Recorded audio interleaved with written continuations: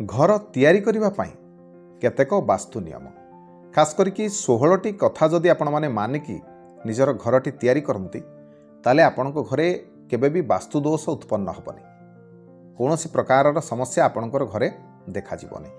तबे भिडियोटी को शेष पर्यंत देखंतु देखले निहाती भाव में आपण माने समस्त विषय जानि पारिबे। नमस्कार, मु मनोज दास, स्वागत आपण मानकु आजिकार ए भिडियो रे।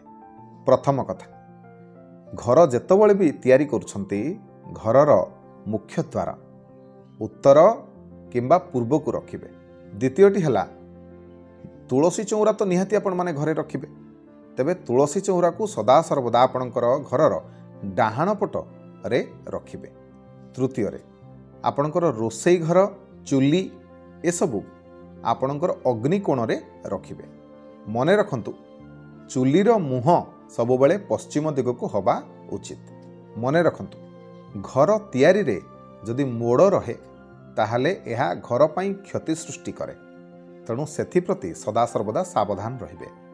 तापर हेउछि आपणकर घर भितर को जेमति सूर्यालोक पड़िबो सेथिप्रति निहाती भाव रे ध्यान देबे। तापरे जेतबळे कबाट किबा झरका लगेबे ताकू जेमिति ध्यान रखिबे जेतबळे कबाट खोलिला बेले किबा झरका खोलिला बेले बा बंद कला बेले जेमति कोनोसी प्रकार शब्द न हुए सेथिप्रति निहाती भाव रे ध्यान देबे। गृहर दरजा पूर्व किंबा दक्षिणामुखी हवा आवश्यक। बैठक घर गृहर आरंभरे उत्तर किंबा पूर्व दिगरे हवा आवश्यक। सेपरि जदि घर भितर आपण माने ठाकुर घर करछंती ताहले ठाकुरन को पश्चिम मुखा करी रखिबे एवं आपण माने जेतबेले पूजा करिवे पूर्व मुखा हेकि बसिकी पूजा करि परिबे, नचेत उत्तर मुखा बसिकी भी आपण माने पूजा करि परिबे। ठीक सेहि परि ठाकुर घरर दरजाटी पूर्व मुखा नचेत उत्तर मुखा करिवे। घरर सीढ़ी आपणकर उत्तर दिगरे नचेत पश्चिम दिगरे करिबा शुभ। सेहिपरि जेतबेले आपण माने ठाकुर घर करिवे ईशान्य कोणरे करिवे।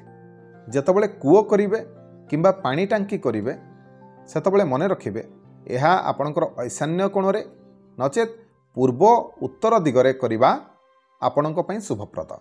तेबे ए थिला आपणक पई केतोटी वास्तु उपदेश बा जेतबेले आपण माने नुआ घर करूछंती एई कथा गुड़िक जदि आपण माने पालन करंती ताले निश्चिंत भाव में आपणकर मंगल हबो।